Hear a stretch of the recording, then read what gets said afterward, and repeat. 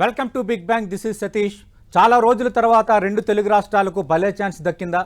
కేబినెట్లో ఎక్కువ బెర్తలు లభించనున్న నేపథ్యంలో రాష్ట్రాల ప్రయోజనాలు నెరవేర్చే దిశగా అటు పార్టీలు ఏం చేయాలి, ఎలాంటి శాఖలు తీసుకోవాలి, తాజా పరిణామాలపై మాట్లాడడానికి మనతో పాటు ఉన్నారు సిబిఐ మాజీ జేడీ సామాజిక విశ్లేషకులు లక్ష్మీనారాయణ గారు. లక్ష్మీనారాయణ గారు నమస్తే సార్. మనం మెయిన్ టాపిక్లోకి వెళ్లే ముందు మనకు తెలుసు, ఈనాడు గ్రూప్ సంస్థల అధినేత రామోజీరావు ఈరోజు తెల్లవారుజామున తుదిశ్వాస విడిచారు. దానిపై మీ కామెంట్ ఏంటి సార్? అవునండి, రామోజీరావు గారి అకాల మరణం అది చాలా కలిచివేసింది. ఆయన ఒక కొత్త పంథాను తీసుకొచ్చారు మన జర్నలిజంలో కావచ్చు, మిగతా గ్రూప్ సంస్థల్లో కావచ్చు. సో అటువంటి వ్యక్తి వెళ్ళిపోవడం అన్నది చాలా బాధాకరం. కాబట్టి వారి కుటుంబ సభ్యులందరికీ కూడా నేను ప్రగాఢ సానుభూతి తెలియజేస్తున్నాను. రైట్. మీరన్నట్టుగా మీడియా రంగానికి మీరన్నట్టుగా ఒక దిక్సూచిలా, అలాగే మీడియా రంగంలో తనదైన ముద్ర అయితే వేసుకున్నారు లక్ష్మీనారాయణ గారు. అటు ఈనాడు రావడం, తర్వాత జరిగిన పరిణామాల క్రమం, మీడియా విస్తృతి, వీటన్నిటికీ దానికి సంబంధం ఉండడం. అదే ఇప్పుడున్న ఏ టీవీ కానీ న్యూస్ పేపర్ కానీ చాలా మంది కలుస్తుంటారు. నాకు కలిసిన వాళ్ళందరూ కూడా వాళ్ళ ప్రారంభం ఈనాడుతోనే మొదలైందని చెబుతుంటారు. ఎందుకంటే అదొక మాతృ సంస్థలాగా అనేక మంది జర్నలిస్టులు కావచ్చు, లేకుంటే ఈ ఎలక్ట్రానిక్ మీడియా కావచ్చు, వీరందరికీ కూడా ఇనీషియల్ గా ఒక ఇన్స్టిట్యూషన్ లాగా, ఒక సంస్థ లాగా ఉండి ఇంతమంది సేవలను రాష్ట్రానికి మరియు దేశానికి అందించిన వారు. ఎందుకంటే 1-2 సార్లు నేను వారితో కలిసినప్పుడు వారికి ఉన్న విజన్ గాని ఏ విధంగా తీసుకువెళ్ళాలి, ముఖ్యంగా అక్కడ ఉన్నవారు చెప్పడం, ప్రతిరోజు వారు పేపర్ ఆల్మోస్ట్ టాప్ నుంచి బాటం వరకు చదివి ఎక్కడెక్కడ చిన్న చిన్న మిస్టేక్లు జరిగాయి అన్నది కూడా ఆయన రేటింగ్ తో నోట్ చేసి అటువంటివి జరగకుండా చూడడానికి ప్రయత్నించాలని ఈ వయసులో కూడా చెప్పేవారని కొంతమంది నాకు తెలిసిన వారు చెబుతుండేవారు. అంటే పని మీద నిష్ట, తర్వాత అందులో క్వాలిటీ ఏ విధంగా రావాలి, స్టాండర్డ్స్ ఏ విధంగా పెంచాలన్న దాంట్లో వారు విశేషమైన శ్రద్ధ తీసుకునేవారని నాకు తెలియజేసింది. ఎందుకంటే ఏదైనా ఒక వ్యక్తి గాని, ఒక సంస్థ గాని ఆ స్థాయికి ఎదిగినప్పుడు ఇందులో ఇటువంటి విషయాల మీద వారు దృష్టి పెట్టడం వల్ల ఆ సంస్థ గాని, ఆ పేపర్ కావచ్చు, తర్వాత న్యూస్ మీడియా కావచ్చు, మిగతా సంస్థలు కావచ్చు, అవన్నీ కూడా ఒక స్థాయికి చేరాయంటే అందులో ఉన్న వ్యక్తి యొక్క విజన్, ఆ తర్వాత కమిట్మెంట్, సిన్సియారిటీ, ఈ మూడు కూడా చాలా ప్రధానమైన పాత్ర పోషిస్తాయి. కాబట్టి వారి దగ్గర నుంచి నేర్చుకునే అంశాలు చాలా ఉన్నాయి. సో కానీ వారు ఈరోజు వెళ్ళిపోవడం అనేది ఒక బాధాకరమైన విషయం. రైట్. జడి లక్ష్మీనారాయణ గారు, మీరు అన్నట్టుగా నా ప్రారంభం కూడా ఈనాడు నుంచే ప్రారంభమైంది సార్. నేను ఈనాడు జర్నలిజం స్కూల్లో ఎలెక్ట్ అయ్యి ఆ ఈనాడులో ఒక 4.5 years పనిచేసిన తర్వాత మిగతా మీడియా సంస్థలో పనిచేసి ఇప్పుడు ప్రస్తుతం 10 TVలో ఈ స్థాయిలో పనిచేస్తున్నాను. ఖచ్చితంగా మీరు అన్నట్టుగా చాలా మందికి ఆ సంస్థ ఒక ప్రారంభం. ఏదైనా అటు ఆంధ్రప్రదేశ్ మీడియా రంగానికి సంబంధించి ఒక కీలక వ్యక్తి మరణం అనేది ఖచ్చితంగా మనం అందరూ మాట్లాడుకోవాల్సిన అంశమే. ఇక మన మెయిన్ టాపిక్లో వద్దాం సార్. రైట్. మనం చూసాం, అంటే జేడి లక్ష్మీనారాయణ గారు 99లో అటు చంద్రబాబు నాయుడు కీలక పాత్ర పోషించారు. అలాగే 99లో అటు 36 మంది ఎంపీలు ఉన్నప్పుడు కూడా కేవలం స్పీకర్ పదవి తీసుకున్న అంశం ఒకటైతే, రెండు రాష్ట్ర ప్రయోజనాలు నెరవేరడానికి అప్పుడు జరిగిన కొన్ని నిర్ణయాలు, కేంద్రం తోడ్పాటు, ఎన్డీఏ తోడ్పాటు చూసాం. అలాగే 2004, 2009లో UPA 1, UPA 2 ఈ రెండు ప్రభుత్వ హయాంలో కూడా మన రాష్ట్రంలో కూడా కాంగ్రెస్ ప్రభుత్వం ఉండడం, ఇక్కడ కూడా ఎక్కువ మంది కేబినెట్ భర్తలు దక్కడం, ప్రయోజనాలు నెరవేరడం. మళ్ళీ దాదాపు మనం చూస్తే చాలా ఏళ్ళ తర్వాత రెండు తెలుగు రాష్ట్రాల నుంచి ఎక్కువ సంఖ్యలో దాదాపు 29 మంది ఎన్డీఏ ఎంపీలు ఉండడం, తెలంగాణ నుంచి 8 మంది బీజేపీ ఎంపీలు, అలాగే ఆంధ్రప్రదేశ్ నుంచి 21 మంది ఎన్డీఏ ఎంపీలు, అందులో తెలుగుదేశం పార్టీ 16, జనసేన 2, అలాగే భారతీయ జనతా పార్టీ 3. అలాగే క్యాబినెట్ బెర్తలు కూడా భారీ సంఖ్యలో దక్కబోతున్నాయి అని. అంటే దీన్ని ఏ విధంగా చూసుకోవాలి, రాష్ట్ర ప్రయోజనాలను నెరవేర్చుకున్న దిశగా దీనిని ఏ విధంగా ఉపయోగించుకోవాలి? అంటే ముఖ్యంగా ఈ విధమైన పరిస్థితి రావడం మీరు అన్నట్టు తెలుగు రాష్ట్రాలకి ఒక గొప్ప అవకాశం సార్. సో ఆ అవకాశాన్ని మనం ఎలా సద్వినియోగం చేసుకోవాలి, రాష్ట్ర అభివృద్ధికి ఏ విధంగా మనం పాటుపడాలి అన్నది కూడా చాలా ముఖ్యమైన విషయం. అంటే మీరు అన్నట్టు ఎటువంటి కేబినెట్ భర్తలు తీసుకోవాలి, ఏ విధమైన అంశాలను మనం పరిగణలోకి తీసుకోవాలి అన్నది కూడా ఈ పార్టీల యొక్క నాయకులు కూడా ఆలోచించాల్సిన అవసరం ముఖ్యం. ఎందుకంటే ప్రస్తుతం మీరు తీసుకున్న దేశంలో కానీ రాష్ట్రంలో కానీ ప్రధానమైన విషయం ఏంటంటే నిరుద్యోగం. యువతరం పెద్ద సంఖ్యలో వారు చదివి బయటకు వస్తున్నారు కానీ వారికి కావాల్సిన ఉద్యోగాలు లేవన్నది మనం అంతా చూస్తున్న అంశం. సో ఈ సందర్భంగా మన రాష్ట్రంలో కూడా అదే పరిస్థితి. యాక్చువల్ గా మీరు ఒకసారి 1991కి ఒకసారి వెళితే అప్పుడు మన దేశంలో ఎకనామిక్ రిఫార్మ్స్ మొదలయ్యాయి పివి నరసింహారావు గారి నేతృత్వంలో. తర్వాత మన్మోహన్ సింగ్ గారు ఆర్థిక మంత్రిగా ఉన్నారు. అప్పుడు ముఖ్యంగా మనం గ్లోబలైజేషన్ తర్వాత వచ్చేసి లిబరలైజేషన్ అన్న కాన్సెప్ట్ తో వెళ్ళాం. సో ఆ కాన్సెప్ట్ ద్వారా మన రాష్ట్రమే మన దేశం యొక్క ఆర్థిక రంగాన్ని ముందుకు పరిగెత్తించాం. కానీ మీరు ఒక్కసారి కంపేర్ చేసుకుంటే 1991లో చైనా పర్ క్యాపిటా తర్వాత భారతదేశం పర్ క్యాపిటా రెండు కూడా సమానంగా ఉంటుంది. రెండు కూడా ఇంచుమించు జనాభాలు కొద్దిగా చైనాలో అప్పుడు ఎక్కువగా ఉన్నా కూడా పర్ క్యాపిటా ఇన్కమ్ తలసరి ఆదాయం అన్నది సమంగా ఉండేది. అప్పుడు చైనా ఏం చేసిందంటే మ్యానుఫ్యాక్చరింగ్ ఇండస్ట్రీలో వాళ్ళు దిగారు. ఇప్పుడు ఏమైపోయిందంటే ఈ ఇన్ని సంవత్సరాల్లో చైనా అన్నది ఒక ప్రపంచానికి ఒక ఫ్యాక్టరీగా మారిపోయింది. దానివల్ల ఏమైందంటే ఇప్పుడు కంపేర్ చేసుకుంటే చైనా వాళ్ళ యొక్క తలసరి ఆదాయం మనకన్నా 4-5 రెట్లు ఉంది. అందువల్ల వాళ్ళు మ్యానుఫ్యాక్చరింగ్ సెక్టర్ మీద చాలా కాన్సన్ట్రేట్ చేసి అక్కడ కూడా యువతరం పెద్ద సంఖ్యలో ఆ సంవత్సరాల్లో ఉండేది. దీన్ని టెక్నికల్ జార్గాన్ లో ఏమంటారంటే డెమోగ్రఫిక్ డివిడెండ్. అంటే ఏ దేశంలో అయితే జనాభా పెరుగుదల కన్నా ఉద్యోగాలకు అర్హత ఉన్న వారి సంఖ్య పెరుగుదల ఎక్కువగా ఉంటుందో దాన్ని డెమోగ్రఫిక్ డివిడెండ్ అంటారు. దీన్ని గనక మనం సక్రమంగా వినియోగించుకుంటే అది ఒక పెద్ద వరం అవుతుంది. కానీ దీన్నే గనక సక్రమంగా ఉపయోగించుకోకపోతే ఏమవుతుందంటే అదొక మనకు శాపంగా మారే అవకాశం. అందువల్ల ఇప్పుడు ఆ తరుణంలో ఉన్నాం. 2040వ సంవత్సరం వరకు భారతదేశంలో ఈ డెమోగ్రఫిక్ డివిడెండ్ అన్నది ఉన్నది. అందువల్ల యువతరం పెద్ద సంఖ్యలో ఉన్నారు. మరి వీటికి ఉద్యోగాలు కల్పించాల్సిన బాధ్యత ప్రభుత్వాల మీద ఉంది. అందుకని మీరు ఒకసారి చూస్తే చాలా రాష్ట్రాలలో రిజర్వేషన్ ఉద్యమాలు మొదలయ్యాయి. మీరు హర్యానాలో చూసుకుంటే జాట్లు, గుజరాత్ లో చూసుకుంటే పటేల్స్, తర్వాత మహారాష్ట్రలో చూసుకుంటే మరాఠాలు, వీరందరూ కూడా ఉద్యమించారు. దేనికోసం? రిజర్వేషన్. ఎందుకు రిజర్వేషన్లు అంటే యువతరం పెద్ద సంఖ్యలో ఉండడం వల్ల వాళ్లకు ఉద్యోగాలు, ప్రభుత్వ ఉద్యోగాలు రావాలంటే రిజర్వేషన్ల తప్ప వేరే మార్గం లేదు అని. సో ఇప్పుడు మనం ఆలోచించాల్సింది ఏంటంటే ప్రభుత్వ ఉద్యోగాలు, ప్రైవేటు ఉద్యోగాలు ఇవి రెండు కూడా ఏ విధంగా మనం తీసుకురాగలము. ముఖ్యంగా మీరు అన్నట్టు ఇటువైపు ఎన్డీఏలో ఉన్న మన భాగస్వామ్య పార్టీలు కానీ, అటు తెలంగాణలో ఉన్న భారతీయ జనతా పార్టీ కానీ, మిగతా ఎంపీలు కానీ వీరందరూ ప్రయత్నించాల్సింది ఏంటంటే రాష్ట్రాలకు ఏ విధంగా నిధులు మనకు వస్తాయి, తరువాత ఉపాధి రంగంలో ఏ విధంగా మనం ముందుకు వెళ్ళాలి అన్నది ఆలోచించాల్సిన ప్రధానమైన అంశం. దాని గురించి నేను ఆలోచిస్తే నాకు అనిపించింది ఏంటంటే కేంద్రంలో ministry of skill development and entrepreneurship అని ఉన్నది.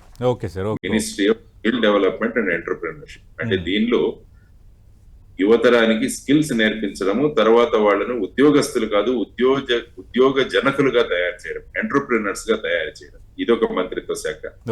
రెండవది ఏంటంటే మినిస్ట్రీ ఆఫ్ ఫుడ్ ప్రాసెసింగ్ అని ఉన్నారు. మినిస్ట్రీ ఆఫ్ ఫుడ్ ప్రాసెసింగ్ ఎందుకంటే మీరు చూసుకుంటే ఈ ఫుడ్ ప్రాసెసింగ్ ఇండస్ట్రీలు ముఖ్యంగా ఆంధ్రప్రదేశ్ రాష్ట్రం తీసుకుంటే మనము వ్యవసాయ ప్రాధాన్య రాష్ట్రం. అవును. తర్వాత ముఖ్యంగా వ్యవసాయము, తర్వాత ఆక్వా ఉత్పత్తులు కూడా చాలా ఎక్కువగా ఉన్నాయి. సో వీటిలో గనక మనం ఫుడ్ ప్రాసెసింగ్ ఇండస్ట్రీ ఒకటి మొదలు పెట్టగలిగామంటే అప్పుడు ఏమవుతుందంటే చాలా మంది యువతరానికి మనము ఉద్యోగాలు కల్పించవచ్చు. దాని ద్వారా ఎకానమీ కూడా బూస్ట్ అవుతుంది. మూడవ ముఖ్యమైన మినిస్ట్రీ ఏంటంటే మినిస్ట్రీ ఆఫ్ టూరిజం. టూరిజం అన్నది చాలా గొప్పగా ఉద్యోగాలను సృష్టించగలిగే ఒక మినిస్ట్రీ. ఎందుకంటే ముఖ్యంగా ఆంధ్రప్రదేశ్ మీరు తీసుకుంటే 974 తీర ప్రాంతం ఉంది కిలోమీటర్. దీంట్లో టూరిజం బ్రహ్మాండంగా డెవలప్ చేసే స్కోప్ ఉంది. తర్వాత మనకు ఆంధ్రప్రదేశ్ రాష్ట్రంలో కావచ్చు, తెలంగాణలో కావచ్చు, పర్యాటక స్థలాలు కూడా చాలా ఉన్నాయి. వీటన్నిటినీ గనక మనం అభివృద్ధి చేయగలిగితే, ఎందుకంటే చిన్న చిన్న రాష్ట్రాలు, చిన్న చిన్న దేశాలు మీరు చూస్తే ప్రపంచ రేట్లో కూడా వారి మెయిన్ ఇన్కమ్ ఏముంటుందంటే టూరిజం మీద వస్తుంది. అంటే ఇంత ప్రకృతి అందాలు, తర్వాత ఇంత తీర ప్రాంతము, తర్వాత ధార్మిక స్థలాలు, వీటన్నిటినీ కూడా బేరేజ్ వేసుకొని మనం టూరిజం మీద బ్రహ్మాండంగా శ్రద్ధ చూపించగలిగితే అటు రాష్ట్రానికి ఆదాయం, తర్వాత ఉద్యోగ సృష్టి, ఇవన్నీ కూడా మనం చేయవచ్చు. ఆ తర్వాత ఇంకొక మినిస్ట్రీ ఉంది, ministry of MSME, micro small medium enterprises. MSME ministry of MSME. కాబట్టి ఇటువంటి మినిస్ట్రీలు గనక మనం ఎంచుకోగలిగితే అదేమవుతుందంటే రాష్ట్రంలో మనం ఉద్యోగజగత పెంచవచ్చు, తర్వాత ఉద్యోగాలు సంపద సృష్టించవచ్చు. ఆ తర్వాత మన దగ్గర ఉన్న యువతరాన్ని చక్కగా వాళ్ళను మనం ప్లేస్ కూడా చేయవచ్చు. అందువల్ల నా ఉద్దేశంలో ఏంటంటే ఇటువంటి మినిస్ట్రీలు కనుక ఎంచుకోగలిగితే సాధారణంగా ఎలా ఉంటుందంటే ప్రజల దృష్టిలో ఈ పెద్ద పెద్ద శాఖలు ఉంటాయి. ఆర్థిక శాఖ అంటారు, డిఫెన్స్ అంటారు, లేకుంటే ఈ హైవేస్ ఇలాంటివి అంటారు. కానీ యాక్చువల్ గా మనం చూసుకోగలిగితే మన రాష్ట్రానికి ఇప్పుడు రావాల్సినది ముఖ్యంగా ఏంటంటే ఆదాయ వనరులు సృష్టించుకోవాలి, మనకు గ్రాంట్స్ ఫండ్స్ కావాలి. ఎందుకంటే ప్రస్తుతం రాష్ట్రాన్ని చూసుకుంటే అనేక లక్షల కోట్ల అప్పుల్లో ఉన్నాం. ఆ తరువాత మనం ఎలక్షన్ క్యాంపెయినింగ్ లో కూడా అనేక ప్రామిసెస్ చేసాం, హామీలు ఇచ్చి. సో వీటన్నిటిని నెరవేర్చాలి, దానితో పాటు యువతరం పెద్ద సంఖ్యలో ఉంది. సో వీటి మూడింటిని బ్యాలెన్స్ చేయాలంటే మనం పూనుకోవాలి ఏమిటంటే రాష్ట్రానికి ఆదాయం ఎలా కావాలి, గ్రాంట్స్ ఎలా కావాలి అన్నది. ఈ విధమైన మంత్రిత్వ శాఖలను గనక మనం చూసుకోగలిగితే క్యాపిటల్ ఎక్స్పెండిచర్ ఎక్కడ చేయగలమో అన్నది చూసుకొని ఆ విధమైన మంత్రిత్వ శాఖలను మనం ఎన్నుకొని స్కిల్ డెవలప్మెంట్ ఎలా చేయగలము అన్నది ఎన్నుకుంటే బాగుంటుంది అన్నది నా సలహా. రైట్. జేడి లక్ష్మీనారాయణ గారు, అంటే మన వద్దున్న సమాచారం మేరకు తెలుగుదేశం పార్టీ కేంద్ర పట్టణాభివృద్ధి శాఖ, జలశక్తి, షిప్పింగ్, రోడ్లు రవాణా, ఐటీ కమ్యూనికేషన్ శాఖలు ఆశిస్తుందని ఢిల్లీ నుంచి ఒక సమాచారం. దీనిపై మీ స్పందన ఏంటి? ఇవి రాష్ట్ర అభివృద్ధికి ఎలా ఉపయోగపడబోతున్నాయి? పట్టణాభివృద్ధి శాఖ అని మీరు ముఖ్యంగా అంటున్నారు. దాంతో మనం డెవలప్ చేయాల్సిన ముఖ్యమైన పట్టణం ఏదైతే ఉందో అమరావతి, ఆంధ్రప్రదేశ్ లో. సో అమరావతికి గ్రాంట్స్ చాలా కావాలి. దానికోసం మేము సూచిస్తున్న 2-3 సూచనలు ఏంటంటే గుజరాత్ లో గిఫ్ట్ సిటీ అని ఉంది. గిఫ్ట్ సిటీ అది అహ్మదాబాద్ నుంచి 16-17 కిలోమీటర్లు ఉంది, అహ్మదాబాద్ కి గాంధీనగర్ కి మధ్య. సో ఈ గిఫ్ట్ సిటీ లాంటి రాయితీలు కల్పిస్తూ మనం అమరావతికి కనుక ఆ విధమైన హోదా కల్పించగలిగితే అది పట్టణాభివృద్ధి ద్వారా మనం సాధించవచ్చు అన్నది కూడా మనకు ఒక సంకల్పం ఉంటుంది. తర్వాత స్మార్ట్ సిటీస్, వీటన్నిటి కూడా ఈ పట్టణాభివృద్ధి శాఖ. కానీ నేనేమంటానంటే మన రాష్ట్రం ముఖ్యంగా గ్రామీణ ఆధారిత ప్రాంతం కాబట్టి గ్రామీణ ఆధారిత ప్రాంతంలో మనం ఏ విధంగా పరిశ్రమలు అభివృద్ధి చేద్దామన్న దాని మీద మనం ఎక్కువగా జోరు ఇవ్వాలి, ఎక్కువగా ప్రయారిటీ ఇవ్వాలని నేను అనుకుంటాను. ఎందుకంటే ఇప్పుడు ప్రస్తుతం ఏమైపోతుందంటే గ్రామ ప్రాంతాల నుంచి పట్టణ ప్రాంతాలకు వలసలు వెళ్ళిపోతున్నాయి. తరువాత పట్టణ ప్రాంతంలో ఉన్న ఇన్ఫ్రాస్ట్రక్చర్ మీద కూడా చాలా ప్రెషర్ వస్తుంది. ఇప్పుడు మీరు చూసుకుంటే ఒక అరగంట వర్షం పడితే పట్టణాలన్నీ కూడా జలమయమైపోతాయి. దానికి ప్రధానమైన కారణం ఏంటంటే గ్రామీణ ప్రాంతం నుంచి వలస వచ్చిన ప్రజలు, వారు ఈ చెరువులు, తర్వాత డ్రైనేజ్ సిస్టమ్, వీటన్నిటి మీద సివిక్ బాడీస్ మీద ప్రెషర్ పెడుతుంది, ఎన్క్రోచ్మెంట్స్ ఎక్కువ అవుతుంది. దానివల్ల ఏమవుతుందంటే ఈ గ్రామీణ ప్రాంతాలన్నీ కూడా యువతరం లేని గ్రామీణ ప్రాంతాలుగా తయారవుతుంది. అందుకనే వీటిని సాధారణంగా గ్రే విలేజెస్ అంటారంటే అందరూ కూడా ముసలి వాళ్ళు, వయసు మీరిన వారు, వీరు మాత్రమే గ్రామాల్లో ఉంటున్నారు అన్నది. అందువల్ల వ్యవసాయం మరియు అనుబంధమైన ఫుడ్ ప్రాసెసింగ్, వాల్యూ అడిషన్స్, వీటి మీద మనం ప్రధానంగా ఎంఫసిస్ చేయాలి అని అంటున్నారు. రెండవది మీరు చెప్పిన ఇంకొక సంస్థ వచ్చేసి హైవేస్, రోడ్స్, జలశక్తి, షిప్పింగ్, రోడ్లు రవాణా, ఐటీ కమ్యూనికేషన్ శాఖ. జలశక్తి అన్నది మీరు చూసుకుంటే దానికి ప్రధానంగా మీరు అడగడానికి కారణం పోలవరం. అవును సార్, అబ్సల్యూట్లీ. తర్వాత వచ్చేసి మన ఆంధ్రప్రదేశ్ రాష్ట్రంలో కూడా జల వనరులు చాలా ఉన్నాయి, ముఖ్యంగా గోదావరి, కృష్ణా జలాలు, ఆ తర్వాత పెన్నా కావచ్చు, వీటన్నిటి, తుంగభద్ర, వీటన్నిటిని కూడా ఏ విధంగా మనం ప్రాజెక్టు తీసుకురావాలి అన్నది కూడా జలశక్తి మినిస్ట్రీ. అదే ఇవన్నీ ఏంటంటే జలశక్తి మినిస్ట్రీ ఎక్కువగా హెవీ ఇండస్ట్రీస్ కింద వస్తుంది, అంటే పెద్ద పెద్ద ప్రాజెక్టులు, వీటి కింద వాటిని తీసుకురావచ్చు. కానీ పోలవరం అన్నది మన ఆంధ్రప్రదేశ్ రాష్ట్రానికి జీవనాడి కాబట్టి దానికోసం ఈ మినిస్ట్రీకి వాళ్ళు ప్రిఫరెన్స్ ఇవ్వచ్చు. మేబీ వాట్సాప్ గ్రూపుల్లో వీటిల్లో తిరుగుతున్న ప్రధానమైన అంశం. ఆ తర్వాత ముఖ్యంగా మీరు చెప్పిన మూడవ ఇదేంటంటే ministry of roads and surface transport. Nitin Gadkari గారి ఆధ్వర్యంలో ఈ మినిస్ట్రీ ఉన్నది. ఎందుకంటే ఇప్పుడు చూసుకుంటే దేశంలో అత్యంత గర్వించదగ్గ విధంగా రోడ్లు ఏర్పాటు చేసిన మినిస్ట్రీ అది. ఎందుకంటే వారు మహారాష్ట్రకు చెందిన వారు కాబట్టి నాకు పర్సనల్ కూడా వారు తెలుసు వారి పనిచేసే పద్ధతి. వారు రోజుకు ఎన్ని కిలోమీటర్లు వేశారన్న దీంట్లో స్టాటిస్టిక్స్ లో ఉంటారా. సో ఆ విధంగా ఈ మినిస్ట్రీని ఆయన పరుగులు పెట్టించారు. కాబట్టి అటువంటి వ్యక్తి ఈ మినిస్ట్రీ ఆయన దగ్గరే ఉండవచ్చు అని నేను అనుకుంటాను మోస్ట్ ప్రాబ్లీ. ఎందుకంటే ఒక పర్టికులర్ స్టేజ్ లో ఉన్నాం ఈ 10 సంవత్సరాల్లో జరిగిన ప్రగతి, వచ్చే 5 సంవత్సరాలు. కాబట్టి ఇది కూడా ఒక ఇంపార్టెంట్ మినిస్ట్రీనే, ఎందుకంటే క్యాపిటల్ ఎక్స్పెండిచర్ అన్నది ప్రధానంగా ఈ మినిస్ట్రీలో జరుగుతుంది. క్యాపిటల్ ఎక్స్పెండిచర్ మీరు మొన్న ఓటాన్ అకౌంట్ బడ్జెట్ తీసుకున్న అందులో సుమారుగా 11 లక్షల కోట్లు ఈ క్యాపిటల్ ఎక్స్పెండిచర్ మీద వాళ్ళు ఖర్చు పెడతారు.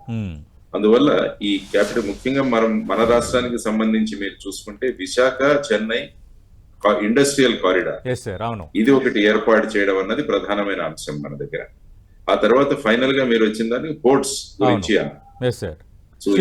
ఇందులో మనం తీసుకుంటే నేను ఇంతకు ముందు చెప్పినట్టు 974 కిలోమీటర్ల తీర ప్రాంతం ఉన్న మన రాష్ట్రంలో అనేక పోర్ట్లు జెట్టీలు నిర్మించడం చాలా అవసరం. ఎందుకంటే మత్స్యకార కుటుంబాలకి జెట్టీలు కానీ పోర్ట్స్ జెట్టీలు ముఖ్యంగా నిర్మించడం, ఆ తర్వాత మనకు ఈ ల్యాండింగ్ ఇటువంటి వ్యవస్థ కోసం పోర్ట్స్, ఎందుకంటే ఆల్రెడీ 4 పోర్ట్లు ఆంధ్రప్రదేశ్ లో ప్రస్తుతం నిర్మాణ దశలో ఉన్నాయి సార్. నిర్మాణ దశలో ఉన్నాయి. ఎందుకంటే మీరు బ్రిటిష్ వారి టైంలో కూడా ఈ పోర్ట్ చాలా ప్రధానమైన పాత్ర వహించింది. ముఖ్యంగా మచిలీపట్నం పోర్ట్ ఏదైతే ఉందో అది చాలా ప్రధానంగా ఉండేది బ్రిటిష్ వారి కాలం. కాబట్టి ఇప్పుడు మీరు చూసుకుంటే విశాఖపట్నం పోర్టుతో పాటు గంగవరం పోర్టు కావచ్చు, కృష్ణపట్నం పోర్టు కావచ్చు, తర్వాత దుగ్గిరాజపట్నం, రామాయపట్నం కావచ్చు, ఆ తర్వాత కాకినాడ కావచ్చు, ఇలాంటి పోర్టులతో పాటు ఇంకా అనేక పోర్టులు జెట్టీల నిర్మాణం కూడా రాష్ట్ర అభివృద్ధికి చాలా అవసరం. సో ఈ విధంగా పోర్ట్స్ అనే సంస్థను వాడు కోరుకొనిటొచ్చు. కానీ నేను ప్రధానంగా చెబుతున్నది ఏంటంటే ఇప్పుడు మనం కాన్సన్ట్రేట్ చేయాల్సింది ఉద్యోగ సృష్టి, తర్వాత ఏ విధంగా గ్రాంట్స్ తెచ్చుకోవడం అన్న దాని మీద కాన్సన్ట్రేట్ చేయాలి. తర్వాత ఇంతకుముందు మాట్లాడుకున్నట్టు ప్రత్యేక హోదాను కూడా తీసుకొచ్చే ప్రయత్నాలు గట్టిగా జరగాలని. ఎందుకంటే గత 10 సంవత్సరాల్లో మనం ప్రత్యేక హోదా కోల్పోయాము, అంటే ఇవ్వలేదు. దానివల్ల ఏమైందంటే మన రాష్ట్రం వెనకబడ్డాం. సో ఈ విధంగా ఈసారి అవకాశం ఉంది కనుక ఈ ప్రత్యేక హోదా తీసుకురాగలిగితే అనేక రాయితీలు వస్తాయి. రాయితీలు వచ్చినప్పుడు అదే ప్రత్యేక హోదా అంశాన్ని ప్రస్తావించారు. నేను నెక్స్ట్ అదే అడగబోతున్నాను. చాలా కీలకమైన అంశం ఇది. అటు ఎన్డీఏలో కీలకంగా ఉన్న జేడీయూ అధినేత నితీష్ కుమార్ కూడా ఎప్పటి నుంచి బీహార్కు ప్రత్యేక హోదా కావాలంటున్నారు. కానీ వాళ్ళ గతంలో దానికి సంబంధించి స్పష్టమైన హామీ ఏమీ లేదు. కానీ ఆంధ్రప్రదేశ్ సంబంధించి ఒక స్పష్టమైన హామీ ఉంది, పార్లమెంట్ సాక్షిగా ఇచ్చిన హామీ.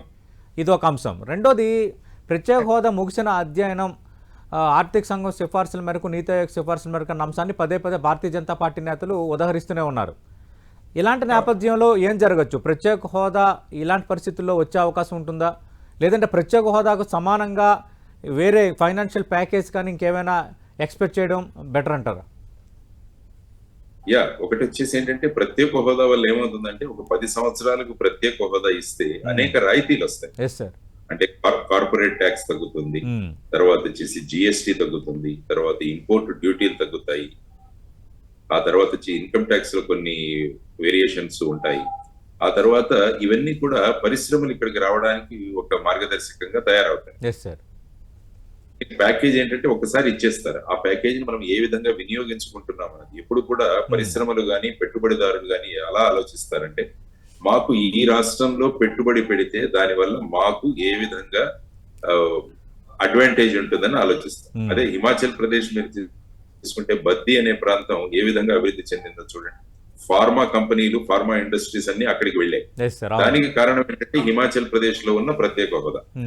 అంటే ఈ ప్రత్యేక హోదా ముగిసిన అధ్యాయం అని చెప్పి వీళ్ళు చెబుతున్నారు, కానీ 14వ ఫైనాన్స్ కమిషన్ ఎక్కడా కూడా ఒక రాష్ట్రానికి ప్రత్యేక హోదా ఇవ్వకూడదు అని చెప్పలేదు. ఇప్పుడు నార్త్ ఈస్ట్ స్టేట్స్ తీసుకున్నా కూడా వారికి 2027 వరకు ఈ రాయితీలన్నీ కూడా వర్తిస్తాయి. కాబట్టి ఇటువంటి సందర్భంలో ఒక 10 సంవత్సరాల కనుక మనం ప్రత్యేక హోదా తీసుకురాగలిగితే ఇది ముగిసిన అధ్యాయం కాదు. ఈవెన్ 15వ finance commission chairman NK Singh గారు కూడా వారి పుస్తకం పోర్ట్రేట్స్ ఆఫ్ పవర్ లో రాశారు. 14వ ఫైనాన్స్ కమిషన్ ఎక్కడా కూడా చెప్పలేదు ఏ ఒక రాష్ట్రానికి ప్రత్యేక హోదా ఇవ్వకూడదు. కాబట్టి ఇటువంటి సందర్భంలో మనం గనక తీసుకురాగలిగితే ఈ ప్రత్యేక హోదా వల్ల అనేకమైన ప్రయోజనాలు రాష్ట్రానికి చెందుతాయి. తరువాత ముఖ్యంగా మనం చూడాల్సింది విభజన హామీల గురించి కూడా మనం ముందుకు తీసుకువెళ్ళగలగాలి. ముఖ్యంగా మనకు రాయలసీమ మరియు ఉత్తరాంధ్ర డెవలప్మెంట్ గురించి అందులో ఉంది. బుందేల్ఖండ్ ప్యాటర్న్ లో మేము డెవలప్మెంట్ ప్యాకేజ్ ఇస్తామని కూడా అందులో ఉంది. కాబట్టి విభజన హామీల గురించి కూడా మనం మాట్లాడాలి, రైల్వే జోన్ గురించి మనం మాట్లాడాలి. ఇవన్నీ కూడా మనం ఇంతకుముందు మాట్లాడుతాం. ఇంకొక ముఖ్యమైన విషయం ఏంటంటే రాష్ట్రానికి ఏ విధంగా మనం ఫండ్స్ తీసుకురావచ్చు అన్నది ఒక కాన్సెప్ట్ ఉంది. దాని పేరు ప్రాఫిట్ పెట్రోలియం. ఓకే. 12వ ఫైనాన్స్ కమిషన్ ఏం చేసిందంటే, 12వ finance commission I think Rangarajan garu finance commission chairman గా ఉండేవారు. సార్. వారి ఆధ్వర్యంలో ఉన్నప్పుడు అప్పటి ప్రభుత్వం వారికి 2003వ సంవత్సరంలో ఒక రెఫరెన్స్ ఇచ్చింది. ఓకే. ఎందుకంటే కొన్ని UPA రాష్ట్రాల్లోనే పెట్రోలియం ఏర్పాటు ఉంది. పెట్రోలియం బావులు గాని, పెట్రోలియం గ్యాస్ నిక్షేపాలు గాని ఇవన్నీ వెలికి వస్తాయి. వీటన్నిటి రాయల్టీ వచ్చేసి కేంద్ర ప్రభుత్వం తీసుకుంటుంది. ఓకే. అప్పుడు ఏమన్నారంటే, కేంద్ర ప్రభుత్వము ఏ రాష్ట్రంలో అయితే ఈ పెట్రోలియం మనం ఉందో, తర్వాత ఈ గ్యాస్ నిల్వలు మనం తీసుకున్నామో, ఆ రాష్ట్రానికి మీరు తీసుకున్న రాయల్టీలో 50% ఇవ్వాలి అని చెప్పి ఫైనాన్స్ కమిషన్ అప్పుడు చెప్పింది. Yes sir. దీన్ని ప్రాఫిట్ పెట్రోలియం అని. సార్ ఇప్పటికి కూడా ఆ రూల్ ఉంది సార్? కాబట్టి ఉంది, ఆ రూల్ ఉంది. ఓకే. ఎందుకంటే ఇది 12వ ఫైనాన్స్ కమిషన్ ఇచ్చిన రికమెండేషన్. ఓకే. ఎలాగైతే మనం Interesting. ఫైనాన్స్ కమిషన్ రికమెండేషన్ ద్వారా మనం ట్యాక్స్ డెవల్యూషన్ అవి చేస్తున్నామో, అదే విధంగా ఫైనాన్స్ కమిషన్ అది కాన్స్టిట్యూషనల్ బాడీ, ఎస్ సార్. రాజ్యాంగబద్ధ సంస్థ. కాబట్టి ఆ సంస్థ ఇచ్చిన ప్రతిపాదనలు మనం చేయాలి. కాబట్టి ఈ ప్రాఫిట్ పెట్రోలియం అనేది కేంద్రం వసూలు చేస్తుంది. అవును. సో అందులో మన రాష్ట్రానికి ఎంత కోట, ఇంతవరకు ఎంత వచ్చింది, నాకున్న పరిజ్ఞానాన్ని బట్టి ఏమి ఇవ్వలేదన్నట్టుగా అన్నారు. దీని గురించి ఒకసారి ప్రభుత్వాలు కూడా ఒకసారి తిరగవేసి మళ్ళా దీన్ని కూడా మనం తెచ్చుకోగలిగితే బేసిక్ గా మనకు ఫండ్స్ ఎలా వస్తాయి, వనరులు ఎలా వస్తాయి, ఎస్ సార్. ఆర్థికంగా మనం ఎలా బలోపేతం అవుతా ఉన్నది. కాబట్టి ప్రాఫిట్ పెట్రోలియం గురించి కూడా ఆలోచించాలి అన్నది నేను ముఖ్యంగా వీరిని కోరుతున్నాను. ఎందుకంటే రాష్ట్రం అభివృద్ధి చెందాలి అన్నది ముఖ్యమైన మనకు concept. Absolutely sir. Right. Thank you JD Lakshminarayana గారు. ఖచ్చితంగా మీరు చాలా కీలక అంశాలు కూడా ప్రస్తావించారు. అంటే తెలుగుదేశం పార్టీ కానీ మిగతా పార్టీలు ఆశిస్తున్న క్యాబినెట్ శాఖలు సంబంధించిన అంశం ఒకటైతే, మీరన్నట్టుగా ఈ ఉపాధి కల్పన వీటన్నిటికి సంబంధించి మీరు ప్రస్తావించిన శాఖలు కూడా చాలా కీలకంగా ఉన్నాయి. ఖచ్చితంగా నిన్న ప్రధాని మోదీ కూడా ఉన్నారు, ఇక సమిష్టి నిర్ణయాలు ఉంటాయి, ఎన్డీఏ స్ఫూర్తికి అనుగుణంగా పనిచేస్తామన్నారు. అలాగే చంద్రబాబు నాయుడు, పవన్ కళ్యాణ్ వాళ్ళ సంబంధించి ఆయన మాట్లాడిన మాటలు చాలా కీలకంగా వ్యవహరించారు. అలాగే ఎన్డీఏ ఏర్పాట్లో కూడా చాలా కీలకంగా వ్యవహరించారు. ఆంధ్రప్రదేశ్ ప్రజలకు బహుమతి ఇచ్చారంటూ ప్రధాని వ్యాఖ్యలు చేసిన నేపథ్యంలో ఖచ్చితంగా ఈ సమన్వయంతో ఆంధ్రప్రదేశ్ అభివృద్ధికి బాటలు పడతాయని మనం ఆశిద్దాం. అలాగే తెలంగాణ నుంచి కూడా ఒకరిద్దరికి క్యాబినెట్లో భర్తలు తగ్గే అవకాశం ఉంది. కాబట్టి రెండు తెలుగు రాష్ట్రాలు ఉమ్మడిగా అటు విభజన హామీల అమలు నుంచి అటు కేంద్రం నుంచి రావాల్సిన బకాయిలు కానీ, అలాగే ఆర్థిక పరిపుష్టి దిశగా అడుగులు వేయాలని మనం అందరం కోరుకుందాం. లక్ష్మీనారాయణ గారు.